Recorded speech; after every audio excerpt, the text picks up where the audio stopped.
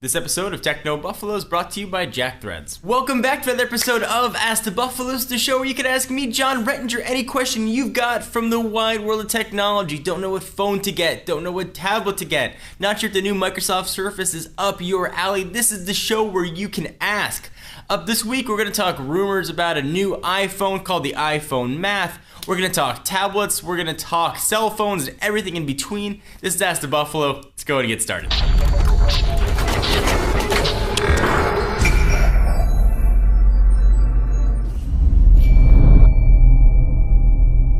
So our first question comes from Jose Urias, who asks, John, what are your thoughts on the rumored iPhone Math? A good or bad thing for Apple and its customers? So China Times last week said, hey, Apple's gonna make a 4.8-inch iPhone.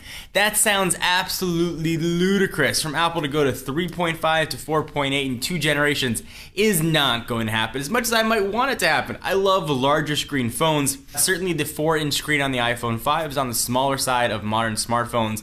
But if you think Apple is going to go 4.8 and further their fragmentation after 1 generation, I think you'd be sorely mistaken. If we have the 5S or the 6, whatever Apple decides to call it, with a 4.8-inch screen, that's 3 different screen sizes to support. It ain't going to happen. Not to say a larger screen size iPhone might not happen in the future, but I would not hold your breath in what China Times is saying. So hopefully that helped answer your question. So next question comes from Hose. Hey John, I'm looking at the Samsung Ativ Smart PC and the Microsoft Surface. I like them both, but I can't decide which one I want. Which one would you go for?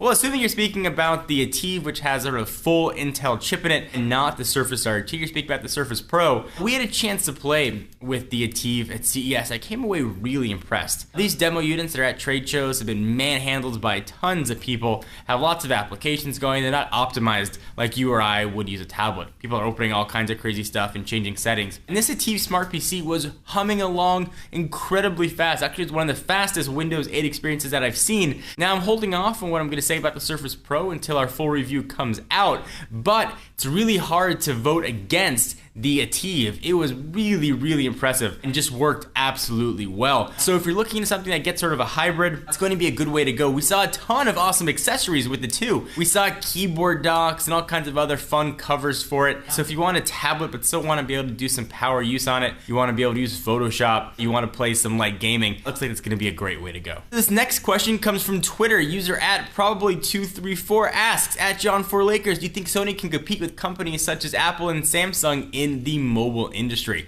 So Sony used to have all their phones branded with their partner Ericsson. Those are gone.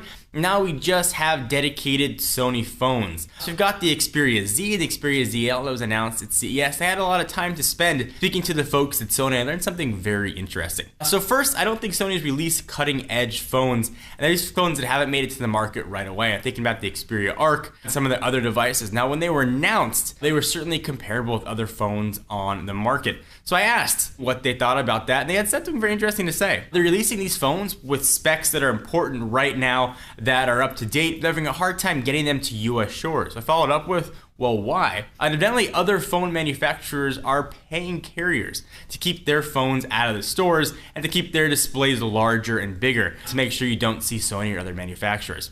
Let's hypothetically call this company Famsung.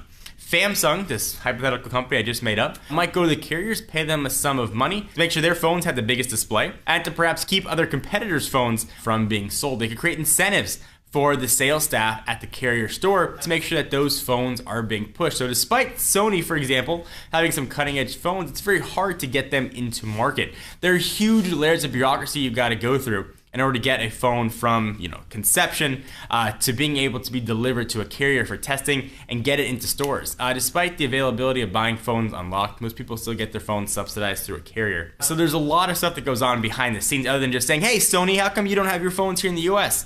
It must be your fault. And to some extent, some of the blame does lie with Sony. They've been really slow on updates for their phones. Although we were also sort of told that the carriers may have something to do with holding off updates for some of the phones, but certainly the unlocked units, there's no excuse to not get those updates out. So that was sort of a long, convoluted answer. I do think devices like the Xperia Z can absolutely compete. I was really impressed with how it felt, and I'm hoping that we will see the sort of trend change and perhaps see those devices in the carrier stores in the near future. Hopefully that helped answer your question. Let me take a minute from answering questions to thank our friends and sponsors at JackThreads. JackThreads has quickly become the online shopping destination for dudes. Here's why. Everything on the site is up to 80% off, so you can save some money. Don't pay full price. They serve up killer contemporary skate and street apparel, accessories, and gadgets from brands like Converse, Penguin, and Busted Tees. Shopping is stupid simple, and all styles are created so buyer's remorse just don't happen. And more as a viewer of this show. You can skip the membership waitlist and get instant access, so go to jackthreads.com/techno. Again, that's jackthreads.com/techno. And as a JackThreads member, if you refer a friend, you get a $10 shopping credit for each person you refer. So get all your goods, don't leave the house, and look sharp doing it. So thank you guys for watching another episode of Ask the Buffalo. Hope you enjoyed. Check out all of our stories and more at technobuffalo.com for the latest unboxing reviews of the latest consumer electronic devices. I'm John Rettinger. I'll see you next video.